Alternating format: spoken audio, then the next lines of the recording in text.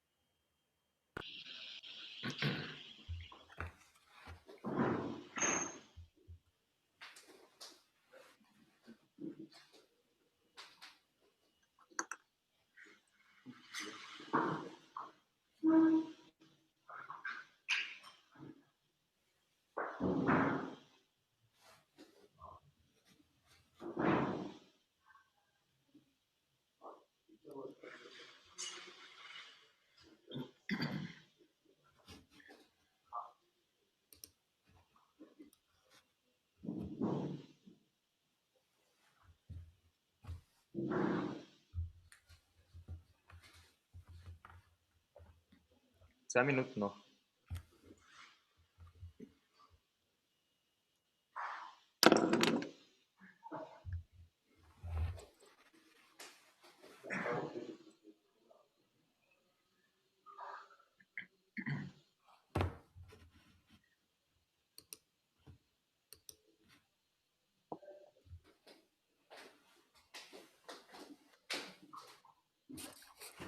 Bitte, ich werde jetzt die gemeinen Fragen stellen, gell? Das ist eh klar.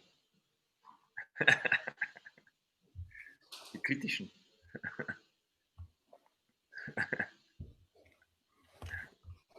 Ich hoffe doch.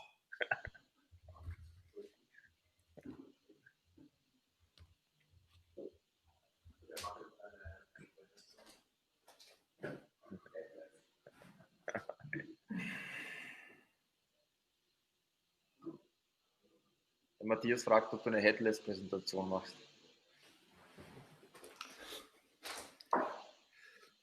Headless, ja. Ohne Kopf. Sowieso.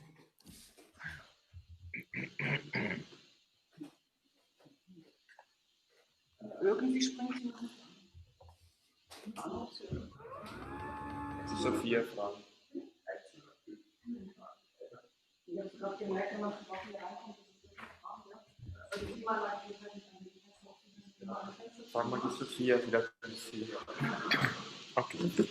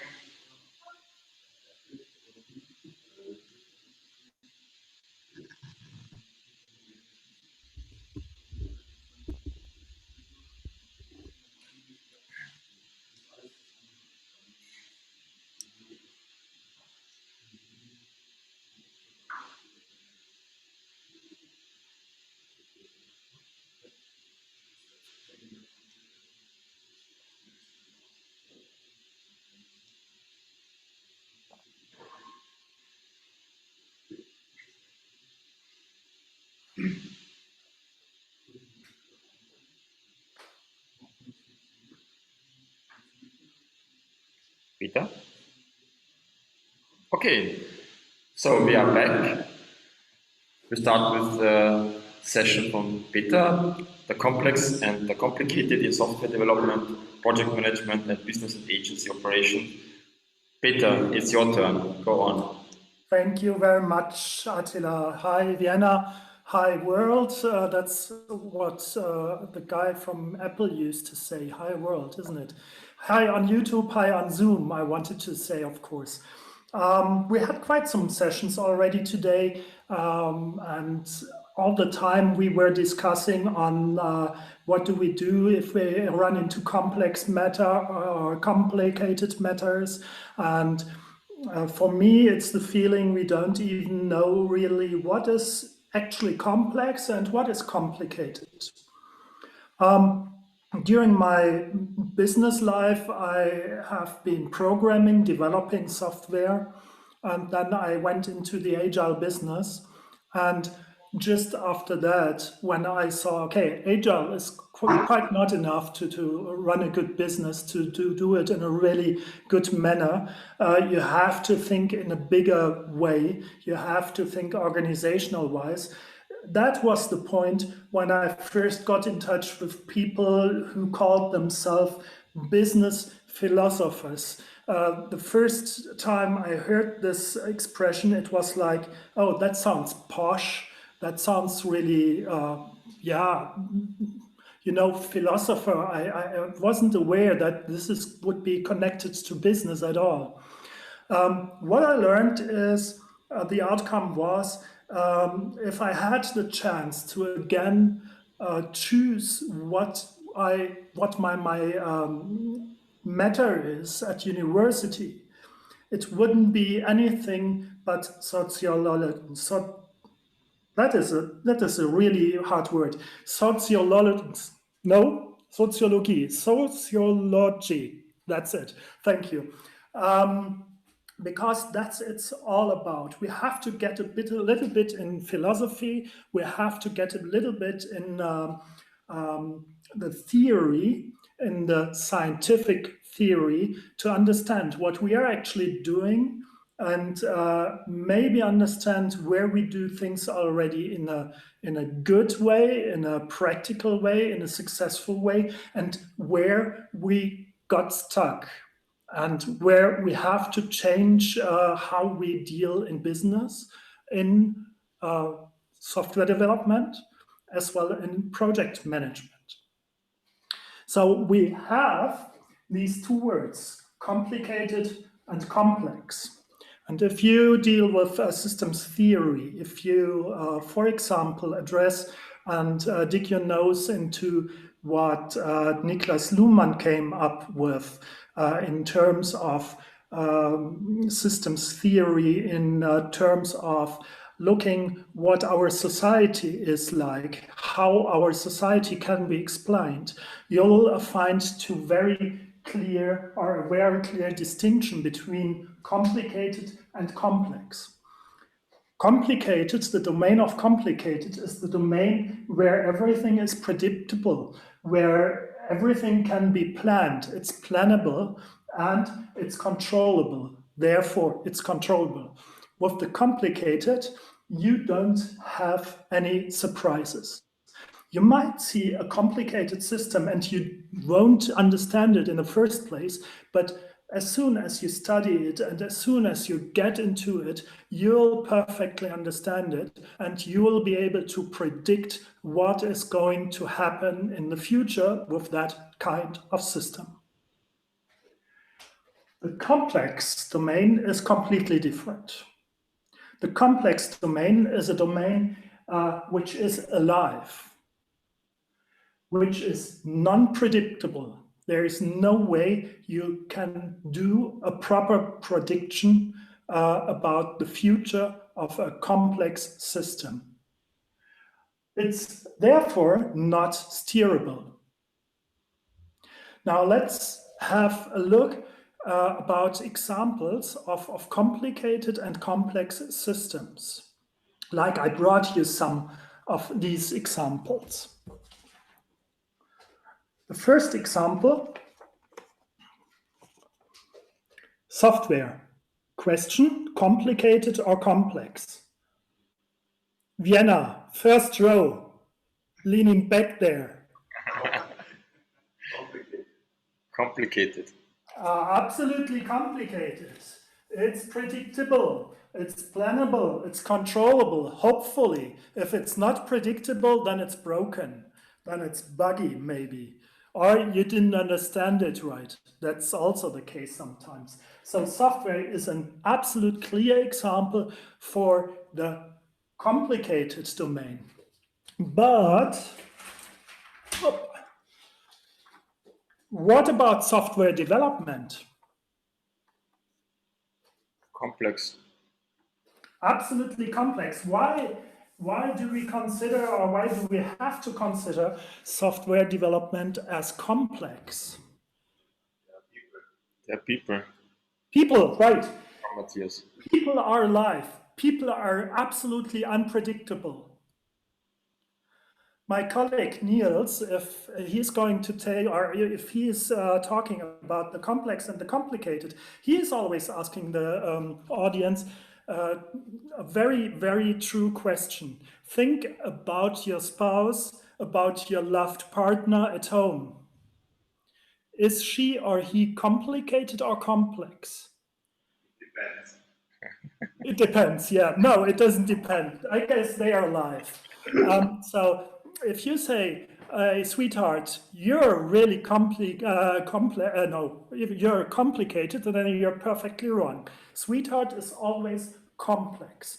You can't predict the outcome. You might have an idea, maybe, but you can't be sure. You can't be absolutely sure. No way. Other things like the weather, complicated or complex? Complex. Absolutely. Alive, non-predictable, and not steerable. Now, even if the software development as is a complex matter of thingy, there are parts in software development which probably are not that complex. So, like this one, software testing. If you want to test software, this is not a matter of complex. Software testing is about predictability, plannable, you can control it, and there are clear rules and guidelines when something is working the correct way and when it doesn't. All the time, if you hit something which comes from this domain, from the complicated domain, it's a good thing that you do an automation of it. So this is why you should automate software testing. When something is complicated, it's better done by computers. Computers are faster with software testing. They are more reliable with software testing. So better stay away from the complicated thing and try to automatize things as far as you can.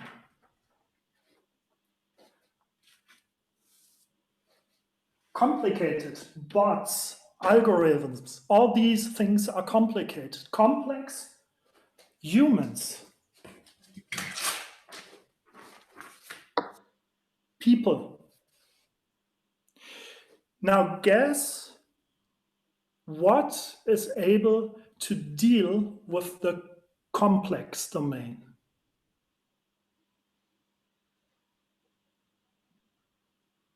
What can deal with the complex domain? Any idea? Attila? I made a notice, so Only people can deal with the complex domain. No machine can deal with the complex domain. No tool, no method which is of a complicated nature is able to deal with the complex domain. Here we have ideas. Here we have intelligence. Here we just have algorithms.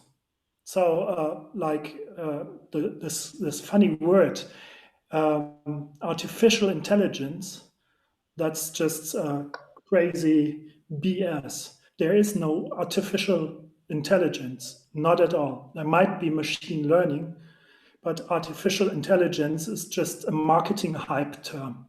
That's it. If you need ideas, if you need intelligence, that's what you need to deal with the complex. That's what you need to deal with surprises, with the unpredictable. Then you need people. That's people business. But let's go back to the complicated area, because if we go even further and think about what things we have in the complicated area, which are pretty positive, maybe, we'll see. You maybe have this, standards and regulations are highly complicated. Compliance and rules. Rules is, if that happens, then do this and this. Compliance, guidelines, security guidelines, coding guidelines, all this stuff is highly complicated.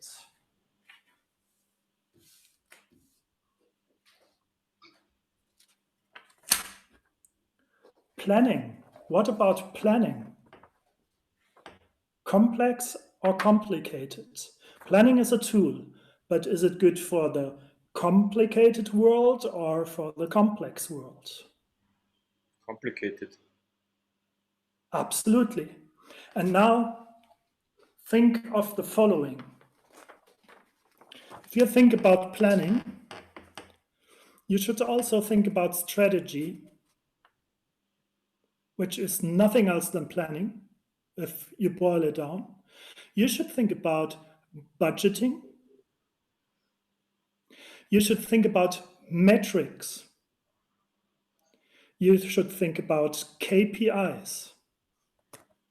You should think about also OKRs and management by objectives, MBOs, which is pretty much the same. All these are complicated tools. Now, the problem is if you take complicated tools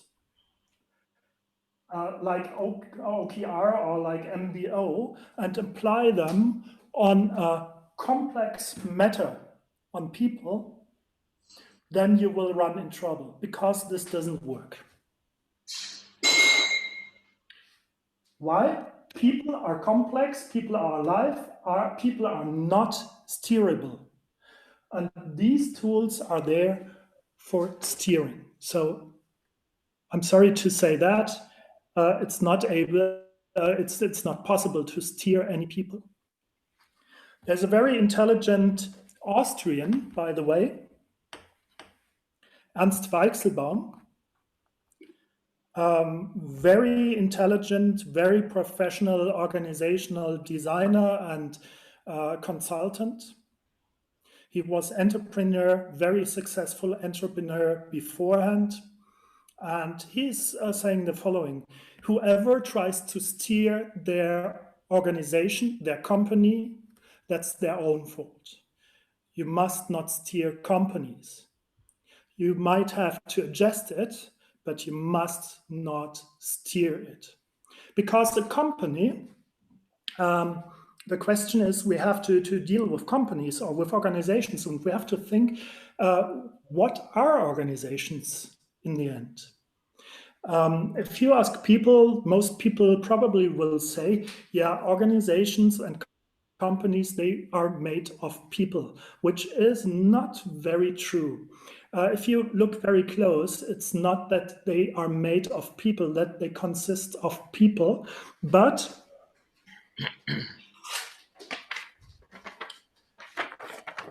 they consist of the communication between people. Why do we have organizations? We have organizations because we have projects and we have work which is just too big to be handled by one person. So this is the reason why we have companies. Otherwise, we only would have solo entrepreneurs, and we could save all the big fuzzy communications and corporation overhead. We could save that and just leave that. But in fact, we have problems to solve and we have projects to solve which are just too big for one person. What boils down the organization, the company, is mainly the communication, the collaboration, and the cooperation between people. So this is where the value is created. Helmut said that really nicely in his talk. He said, when you think about software development, the actual exercise to write the code is really just a small fraction of everything. There is much more into communication and in coordination and in gathering the details, maybe also in decision making, things like this. But the main point is right here, it's communication. Communication is complex. You can't steer it, you can't control it, just as well as you can't control the thinking.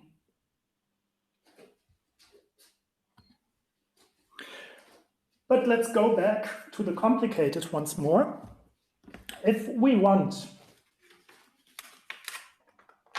standards and regulations, if we want a standardized outcome, a standardized quality, for example, all these kinds of things, and that's what people like 100 years in industrial age said, that's what we need. We need a standardization. Then you have to have a business model which guarantees best standardization. Standards are complicated. To achieve complicated goals, you need complicated tools. Communication is not good if you want to keep up a standard. You need regulations. And you need something which looks like this: hierarchy. You don't have to have a big company with lots of levels and lots of departments here.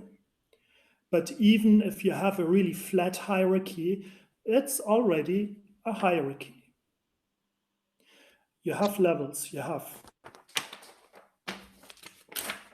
steering by bosses, by leaders, and even servant leaders are a kind of steering persons' positions. Very soft though, but I'm sorry to say to everybody who's in the agile world and thinks Scrum Master is something which is highly in the complex world, no, the Scrum Master role is more or less getting in a position, and it's more or less on the complicated side of things than on the complex side of things. Now, if we do not have steering in the complex world, and we don't have bosses, and we don't have leaders, and we must not impose leadership on people, then we have to have something very different. People usually say, like people from the agile world, yeah, of course we have something different there, which is self-steering, self-management. Yeah, but it's not on the point. You have to know, you have to get into this a little bit deeper, because otherwise you run into, but self-management, if we have self-management, we still need some leaders somewhere, because without leaders, self-management is not possible. Yes, self-management is not possible without leading, without leadership. But self-management is also not possible with leaders. So we need leadership without leaders. And you can find that here.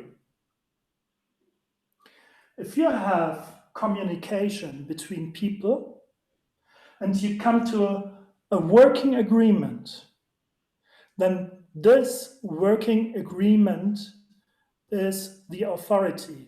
is the guidance. I like to better call it guidance than leadership. The problem which Niklas Luhmann always was involved, the guy I mentioned right at the beginning of my talk, was that the language we use is very inaccurate for the reality we face.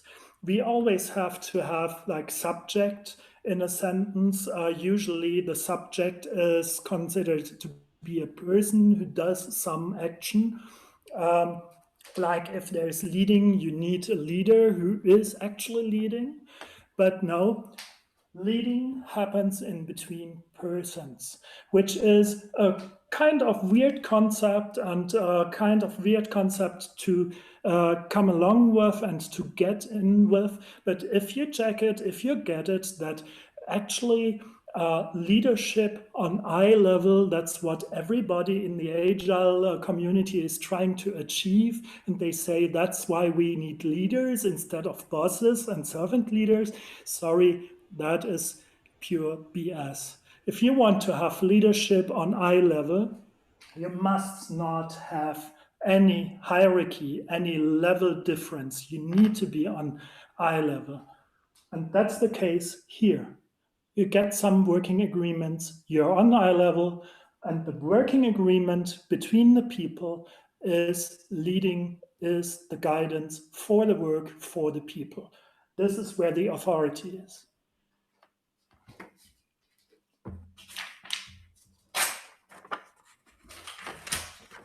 Projects, complex or complicated? Complex. Markiert. Project management, social technology management, complicated or complicated or complex. Where is management?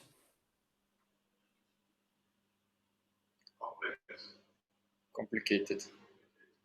Complicated, absolutely. Management thinks in a complicated way. Management thinks in terms of planning, in terms of let's predict things, let's come up with a budget, let's do OKRs, let's set up KPIs, let's do all this stuff and then do decisions, then break down the decisions, the strategy, and roll it out to the people out there, and let's steer people. Of course, you can steer people, kind of try, but if you try to steer people, you run into big problems. I'll get back to that in a second. But before, what about the market? Complex or complicated? Complex. Highly complex, because the market is made out of people and communication of people. So the point is, if the market is complex, it's not predictable. It's alive. You cannot steer it. Now think about it, how silly it is to apply management or KPIs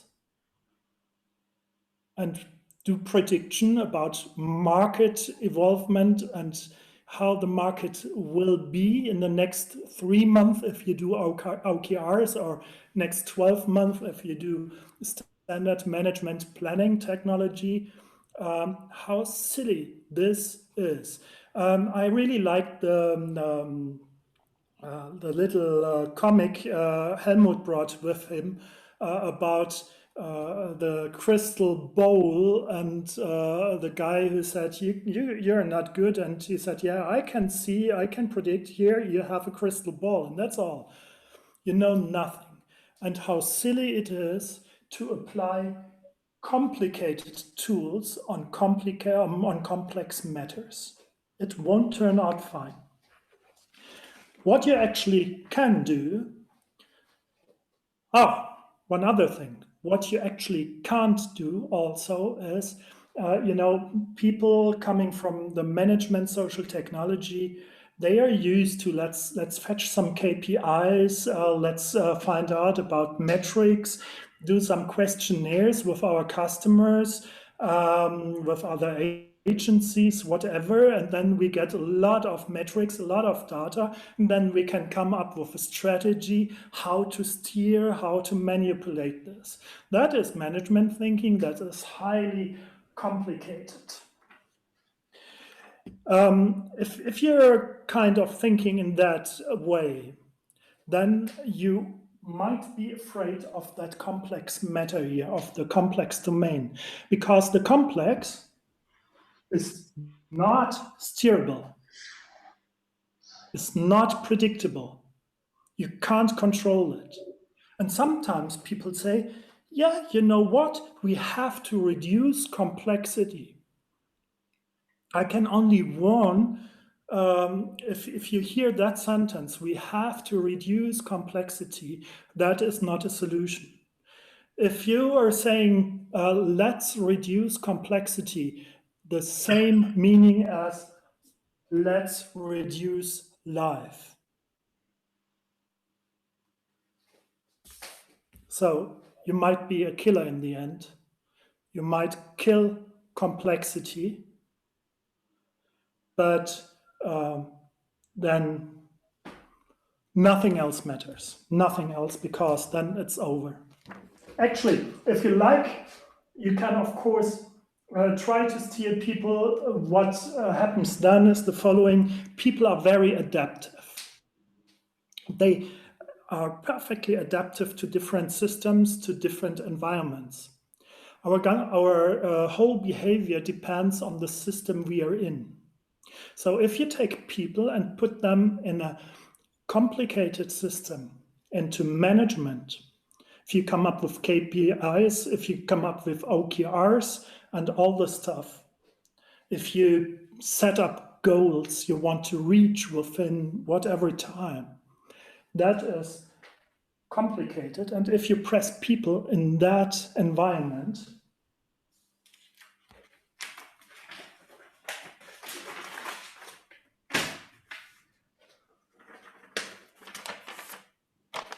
then people will behave like this, like bots. I often hear from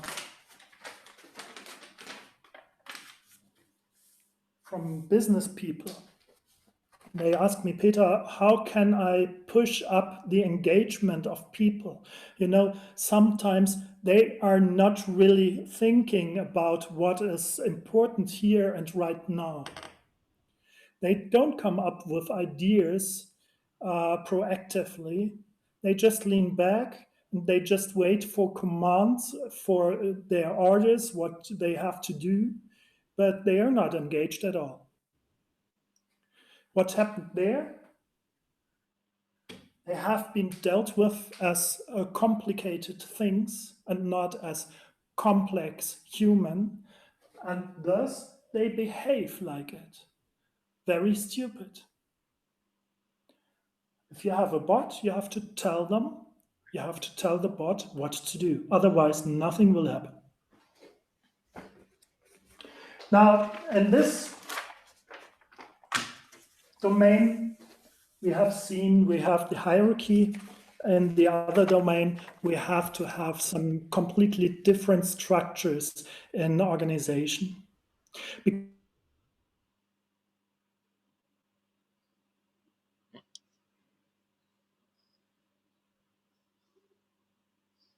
Because remember, it's about communication, it's about teamwork, it's about cooperation, and not individual work. That is just a small part, the individual work, and thus we have to concentrate on this here, on the communication. Then you also have to have a structure which enables that. If you do not deal about structure, if you think self-organization, self-steering is just a matter of laissez-faire, then you only will see chaos. You have to have a structure, and this looks something like this. If you're interested in how these structures have to set up and have to work, I recommend you to look in the internet for beta codex, and you'll find some more information. Or you go to my webpage. I have quite some articles, blog articles about this matter. Okay. Now, the problem here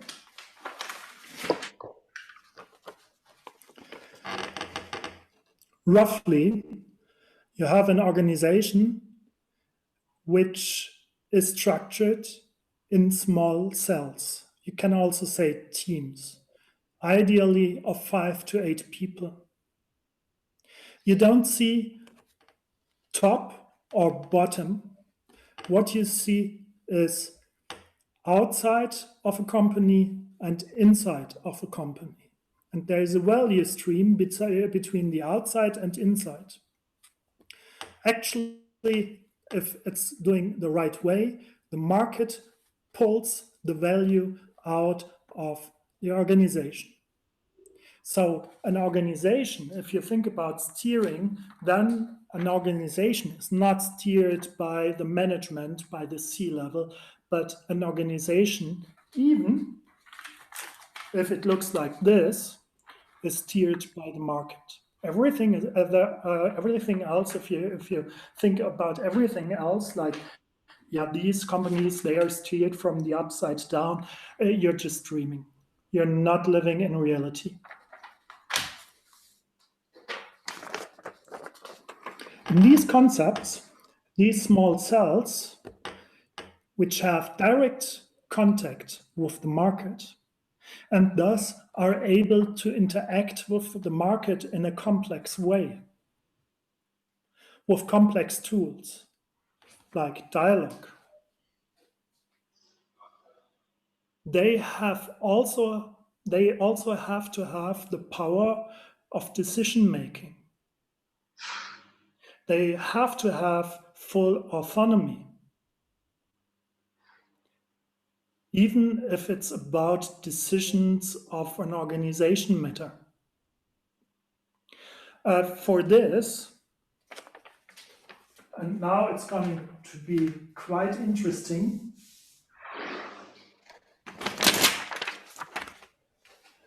For this, some of my clients say, okay, yeah, I can imagine that, but we don't have the right people for it, which is just an excuse. For this, you have to observe your perception of humankind. How do you perceive humankind? And now I started with a big philosopher, with Niklas Luhmann, and I'm getting back now again to philosophers.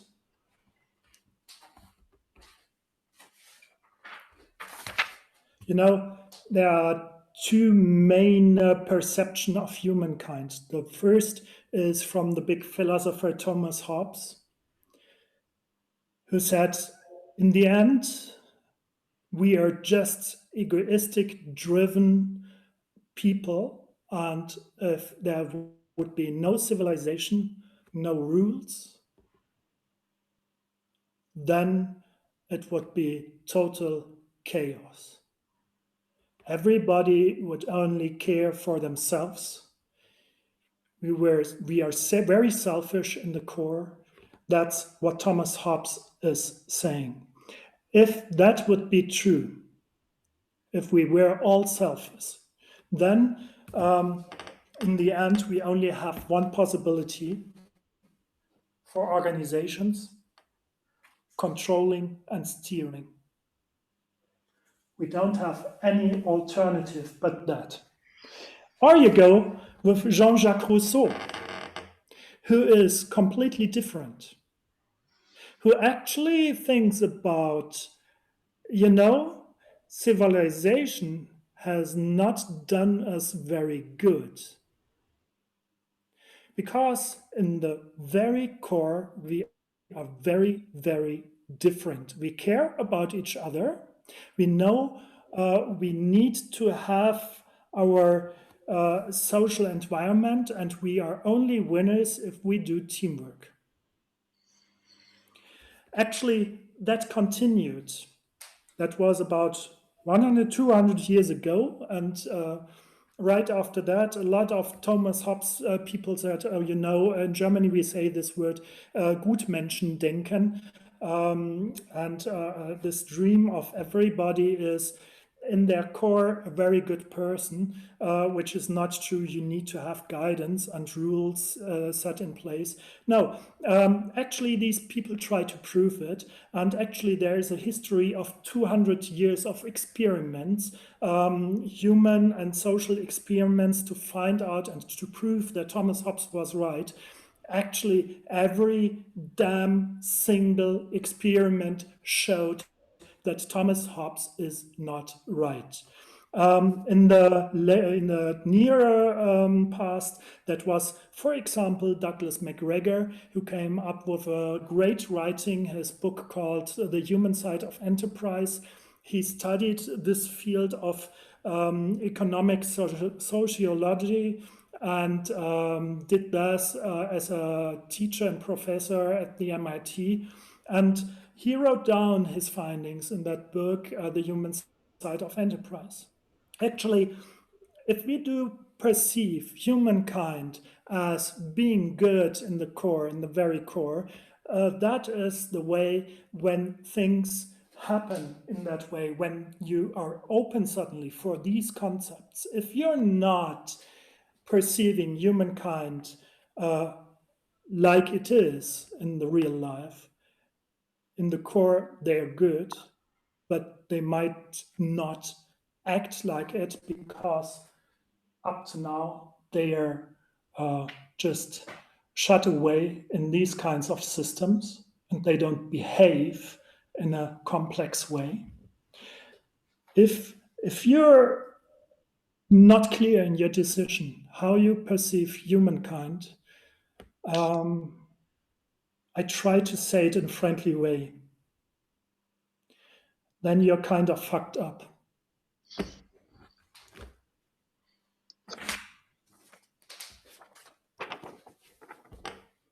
Join them.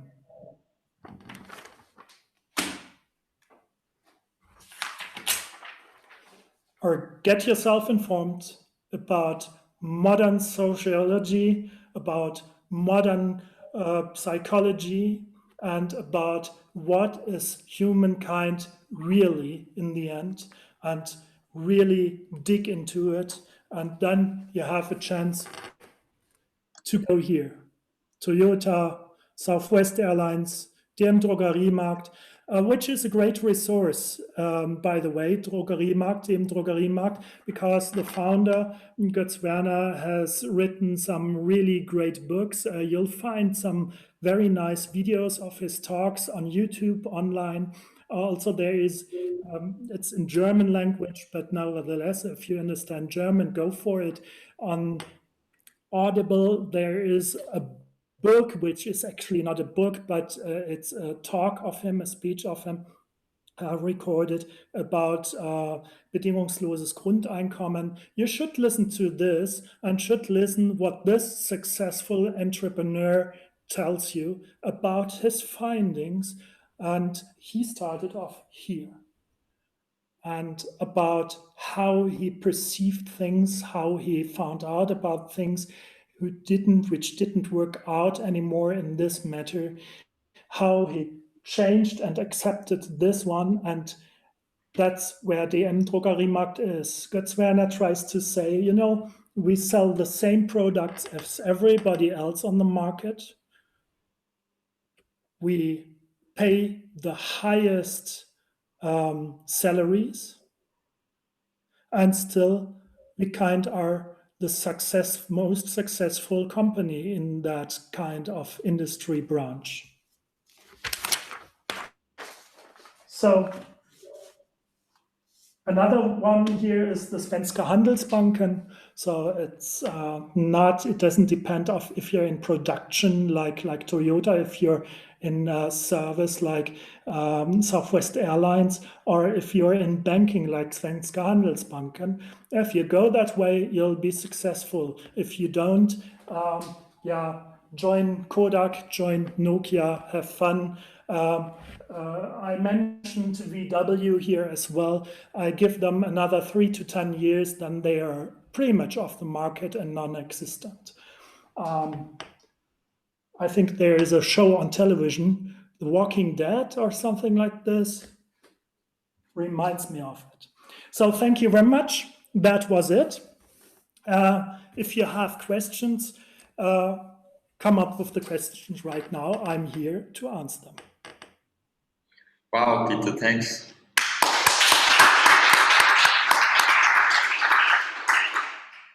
Yes, thank you very much. This was very conclusive to me, and I like the picture you draw from the humankind. So this is very nice. I have a question. How can we go with a team or a big organization as you showed us? How can we go in one direction? Yeah, alignment, complicated or complex? Complex. No. Oh, sorry. Right. Okay. Of course, you have to organize in some form. You have to define the what for of the organization. What for, like TYPO3, what is it for? Usually we said in the past, we said, yeah, TYPO3, what for is content management. I know Olivier, he already thought about maybe redefining the scope of the organization, of the association, and open it up, widen it in the domain of open source software, not only content management, something like the Apache Foundation does or also does. But that is it, no alignment. What is the key of this here is that you have a decentralization of decision making. There is no such as an alignment.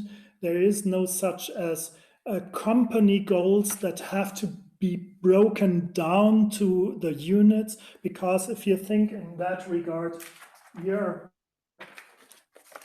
already back here. That's why OKRs are right here.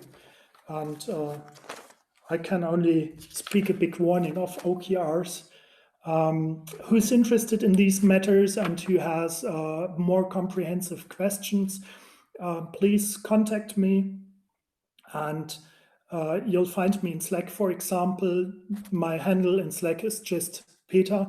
Or you go to my website, which is alinbu.net, which is just the short form of alles in Butter. You just take the first 2 sentences of every word, alinbu.net, and you'll find me.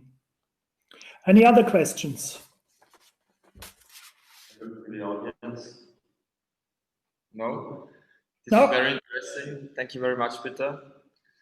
Thank you. If you want to have any other answers to your questions, or if you want to have some recommendation where to start reading or anything else in that direction, if you want to get more agile, and if you wonder how to handle customer relationships in a more complex, conform way, then welcome to contact me. Thank you very much. Thanks, Peter. So we have a short break, and then Daniel is joining us with his session, e-commerce with TYPO3, about the cart extension. Thanks. Right. And for that, we are stopping the YouTube stream again. I switched back in my moderation role, and have the opportunity to do some networking and chit chat in the Zoom. If you like to join us on Zoom, you find all the information on the typo3camp.at website. See you in about 12 minutes on YouTube as well. Bye.